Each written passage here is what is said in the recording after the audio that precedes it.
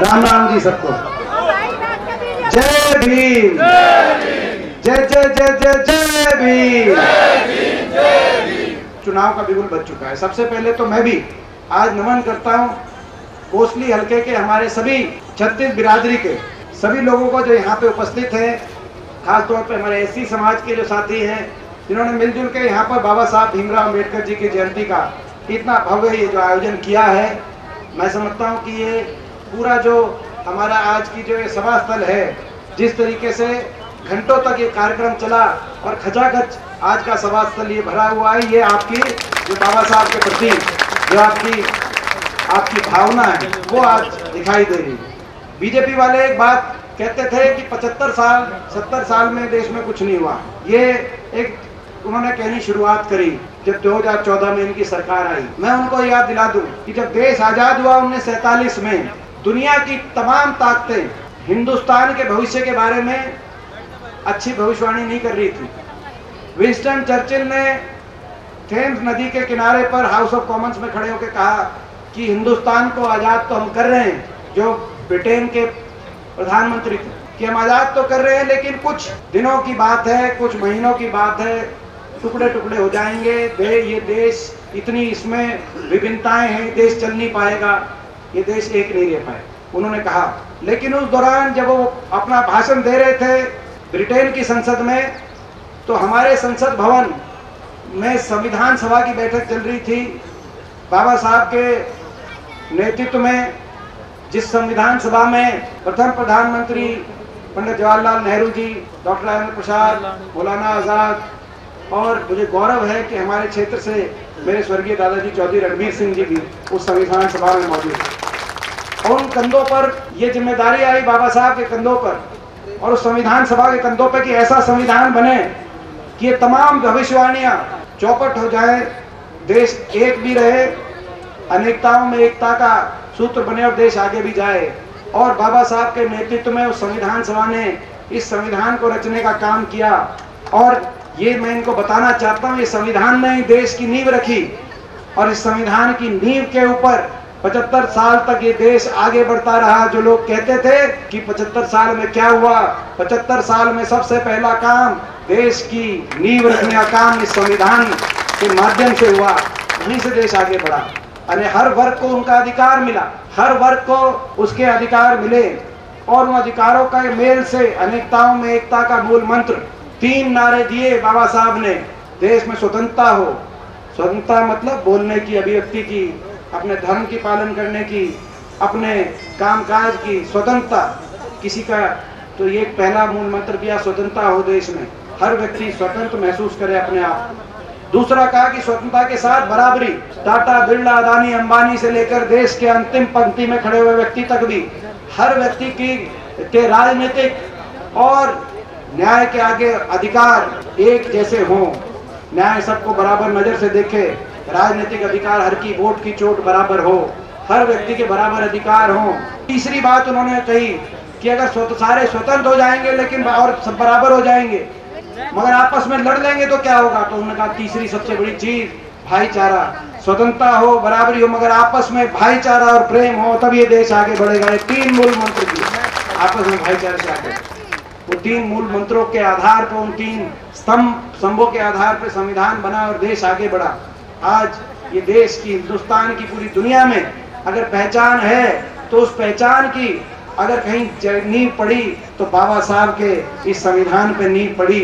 आज जो भाजपा के नेता पूरे देश में कह रहे हैं कि 400 पार का नारा इसीलिए है कि 400 पार हो गए तो इस संविधान को कुचल देंगे, इस संविधान को बदल देंगे, मैं उन सभी भाजपा के नेताओं को कहना चाहता हूं, बाबा साहब द्वारा रचित इस संविधान में मेरे स्वर्गीय दादाजी चौधरी रणबीर सिंह जी के भी दस्तखत बाबा साहब के नेतृत्व के संविधान में दस्तखत अंकित हैं। इस संविधान को आप जितना जोर लगा लेना, उस बाबा साहब के दिए गए संस्कार हमारी रगों में दौड़ रहे हैं। संविधान को 1 इंच भी हम हिलने नहीं देंगे। आज मैं कहना चाहता हूँ, चुनौती देना चाहता हूँ, ये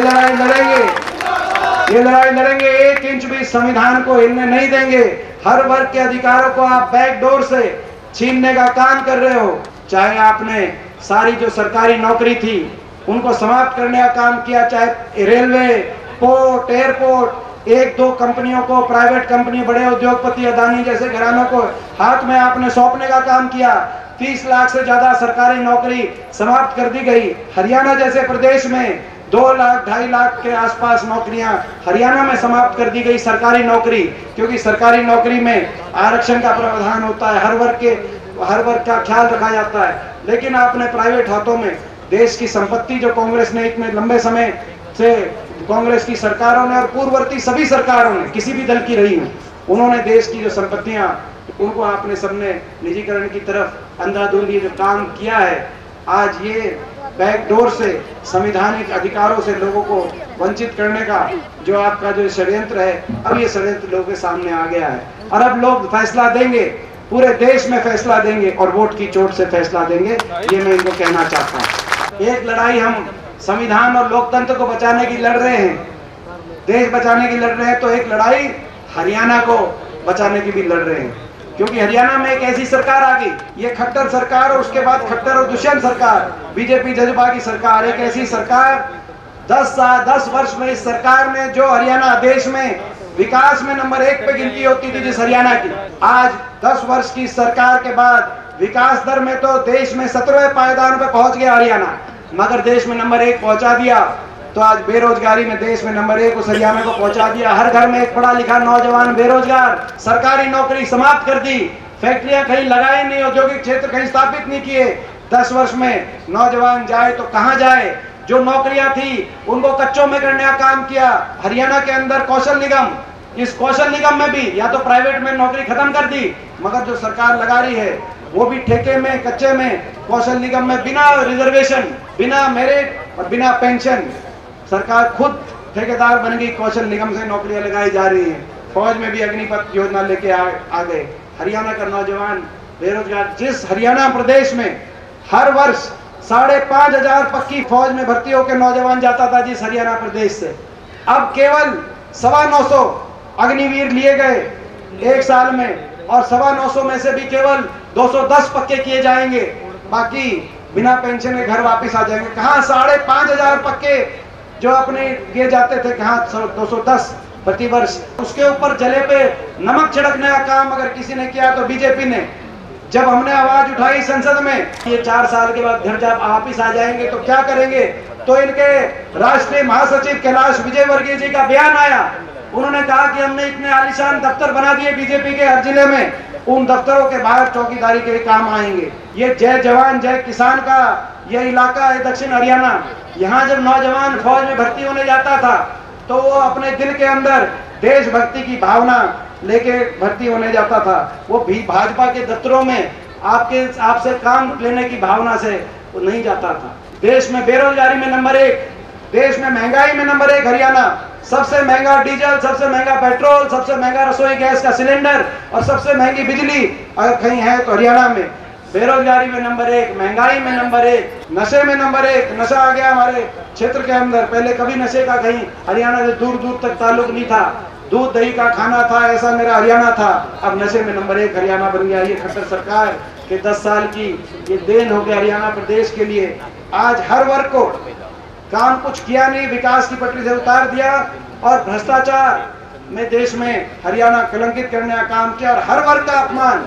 हर कोई ऐसा वर्ग नहीं, मनरेगा के मजदूर अपने मनरेगा की दिहाड़ी भरवाने के लिए जब गए करनाल पे, उन पे लाठीचार्ज। ग्रामीण चौकीदार वो अपने जब मानदेय बढ़वाने गए पंचकुला में, उन पे लाठीचार्ज। कर्मचारी ओल्ड पेंशन स्कीम के ले गए, उन पे लाठीचार्ज।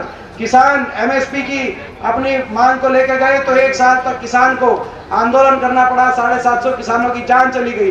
जब नौजवान अग्निपथ योजना के विरोध में निकला तो कहा कि जो नौजवान बाहर निकलेगा उसको फौज में कभी भर्ती करने नहीं देंगे। ऐसी अलोकतांत्रिक उन पे कार्रवाई बिठाई। कोई ऐसा वर्ग नहीं, कोई ऐसा वर्ग नहीं जिसका अपमान इस सरकार ने ना किया। हमारी बेटियां जब न्याय मांगने गई तो दिल्ली के जंतर मंतर पर बेटियों को घसीटने का काम किया तो इस सरकार ने किया। जब अहीर रेजिमेंट की मांग हमारे नौजवान ने उठाई तो उन पर मुकदमे बनवाने का काम किया तो इस सरकार ने किया। कोई ऐसा वर्ग नहीं जिस वर्ग को अपमानित, और अपमानित कौन करता है? जिसमें अहंकार हो।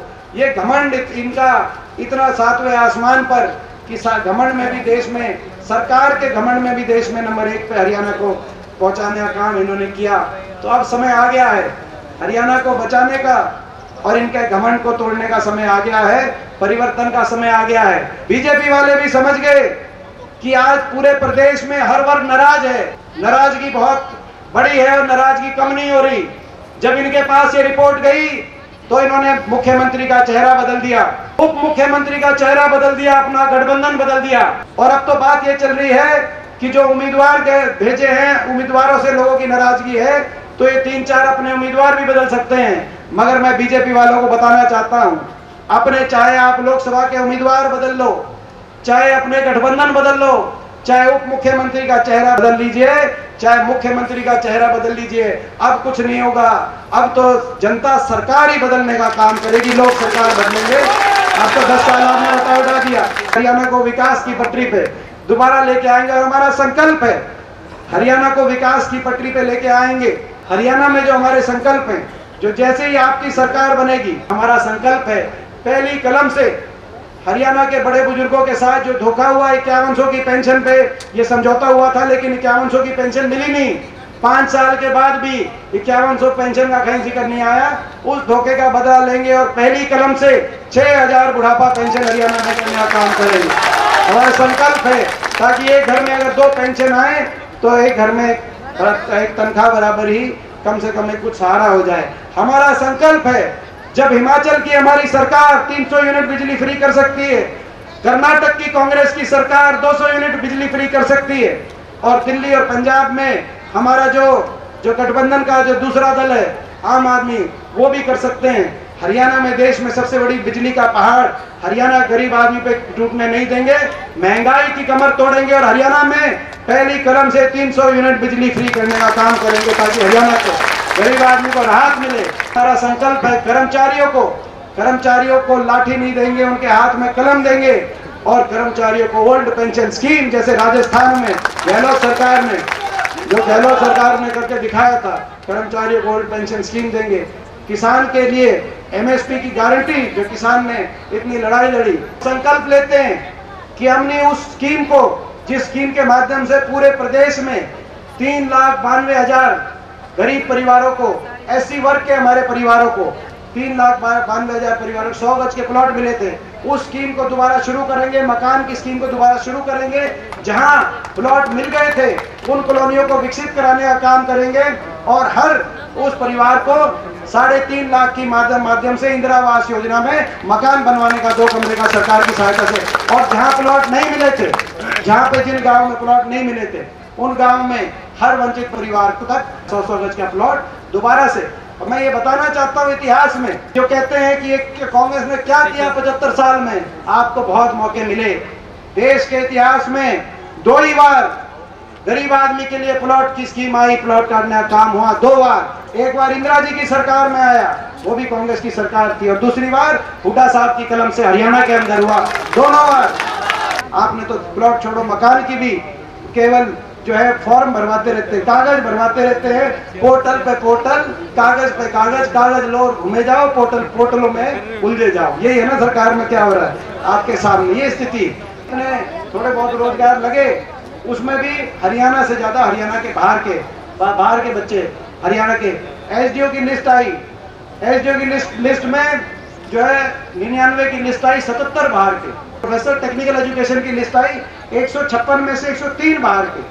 अब हरियाणा वालों को तो बाहर कहीं किसी प्रदेश में, और ये अध्यक्ष जी कह रहे हैं जो लगाने वाले हैं वो चेयरमैन ही बाहर के हैं। जैसे पोर्टल के जंजाल में, कागजों के जंजाल में हर आदमी को फंसा दिया, ऐसे ही पेपर लीक के और सीटी के जंजाल में हरियाणा के नौजवान को फंसा दिया। ये स्थिति होगी इनकी।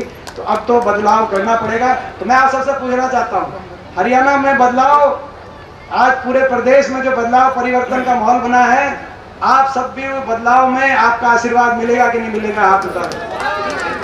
अब मैं देखो भाई, अब आप मतलब हरियाणा में इन्होंने नारा दिया था 75 पार का, दिया था कि नहीं दिया था 75 पार का? 75 पार का नारा था। और कितनी सीट आई इनकी, कितनी आई? 40। उसी रेशो में जैसे 75 पार लुढ़क के 40 पे रह गया था, ये 400 पार लुढ़क के उसी रेशो में कम कराएंगे, 213 आएंगे, 213 पे उसी रेशो कि भाई रोहतक लोकसभा क्षेत्र के भी भविष्य को बचाओगे कि नहीं बचाओगे, ये बताओ। आपने 10 साल सरकार में भी देखा, जो हो सकता था उस समय कोसली के लिए और पूरे अपने लोकसभा क्षेत्र के लिए जो हो सकता था, दिन रात आपके बीच में मैं रहा। मैं समझता हूँ कोई हफ्ता ऐसा नहीं होगा जो मैं कोसली में नहीं आया हूँगा, और कोई दिन ऐसा नहीं होगा जो मैं अपने लोकसभा क्षेत्र में किसी गांव में नहीं पहुँचाऊँगा। और विपक्ष में भी आपने देखा, और पिछली बार आपका बहुत आशीर्वाद रहा, लेकिन थोड़ी कसर रही भी तो हार मेरे बाटे आई पिछली बार, मगर मैं हिम्मत नहीं हारा। और पिछले 5 साल में भी एक दिन भी मैं अपने घर में मैंने घर की शक्ल नहीं देखी। हर रोज कहीं ना कहीं अपने हलके में आपके बीच में रहा। जो जीत के गए वो तो 5 साल धन्यवादी दौरे करने भी नहीं आए। सबने मिलके हमने कोसली के विकास के लिए जो हो सकता था हमने प्रयास किया। बहुत से शिक्षा के संस्थान कोसली के अंदर, कोसली के आसपास, चाहे वो इंजीनियरिंग कॉलेज हो जैनाबाद के अंदर, चाहे वो रीजनल सेंटर हो महिलाओं का, चाहे वो कृष्णनगर लुलाई गांव के अंदर, चाहे वो सैनिक स्कूल हो, चाहे वो मीरपुर में यूनिवर्सिटी हो, चाहे वो महेंद्रगढ़ के अंदर यूनिवर्सिटी हो, चाहे स्कूलों को अपग्रेड की बात रही हो, चाहे 5 नए कॉलेज, चाहे 5 नई ITI, कोसली में ITI, बेरली के अंदर ITI, कोसली में कॉलेज, चाहे वो कोसली के अंदर अस्पताल, 4 लेन से कनेक्टिविटी, रेल से कनेक्टिविटी, चाहे तो शिक्षा के संस्थानों से लेकर किसी गांव 50 से ज़्यादा गांव के अंदर डिग्गी पानी के वाटर वर्क्स और पानी के वाटर टैंक्स की व्यवस्था की, वाटर सप्लाई की बात रही हो, एक गांव में जाकर जैसा आपने कहा हमने कोशिश करी। अब ये जो 10 साल की सरकार रही, मैं पूछना चाहता हूँ, यहाँ मुख्यमंत्री रहे खट्टर साहब, लेकिन 10 साल में एक उनका दौरा रहा, और जब भी वो आए तो जो कहा वो भी पूरा नहीं किया। जिनके पास समय ही नहीं मिल पाया 10 साल। हम तो जब सरकार में थे, देवड़ा साहब मुख्यमंत्री थे, तब भी हम कोसली के थे, दिन और रात यहाँ रहे। जब विपक्ष में रहे तब भी हम यहाँ रहे, और भाई आखिरी सांस तक, जीवन की आखिरी सांस तक ये मेरी कर्म भूमि रहेगी। मैं कहना एक जवानी होती है ना भाई, दूसरी तो नहीं आती। तो पिछले 20 वर्ष यहाँ पर जो कर्म भूमि रही हो, वो क्षेत्र किसी भी व्यक्ति के लिए उस क्षेत्र का दर्जा स्वर्ग समान होता है। कि ये कोसली क्षेत्र वो क्षेत्र है, जब हमारे परिवार को मौका मिला चुनाव लड़ने का, हमने 12 चुनाव लड़े हैं। इतना आशीर्वाद मिला है कि जीवन के अंतिम सांस तक मैं अपनी ओर से कभी कोई कमी कसर छोड़ूंगा नहीं। और मैं कहना चाहता हूँ, पिछली बार भी हमने एक बात कही थी कि भाई हम शिक्षा के मामले में क्षेत्र को ऊपर उठाएंगे, और जितने शिक्षा के संस्थान हो सकते थे हमने प्रयास किया इस इलाके के अंदर आए मूलभूत सुविधाओं की। इस बार हम एक नया संकल्प भी ले रहे हैं। इन शिक्षा के संस्थानों को तो और विस्तार करेंगे। ये जो रीजनल सेंटर मैंने बनवाया था, उस रीजनल सेंटर को महिला विश्वविद्यालय का रूप देने का हम काम करेंगे। रोजगार को देखते हुए IMT मानेसर की तर्ज में, ताकि एक बड़ा औद्योगिक क्षेत्र आए। इस बार पिछली बार जैसे शिक्षा के संस्थानों पे और सड़कों पे, पानी की व्यवस्था पे आदि पे जो पूरा जोर था, इस बार औद्योगिक क्षेत्र IMT मानेसर की तर्ज पे कोसली क्षेत्र के अंदर एक औद्योगिक क्षेत्र लेके आने का हम काम करेंगे, ताकि बड़े बड़े उद्योग आए और हमारे इलाके के नौजवान के भविष्य को एक अच्छी दिशा मिल पाए। अब मेरे को ये बताओ कि भाई जो है इस बार आपका साथ और आशीर्वाद। जय भीम, जय भीम, जय हिंद।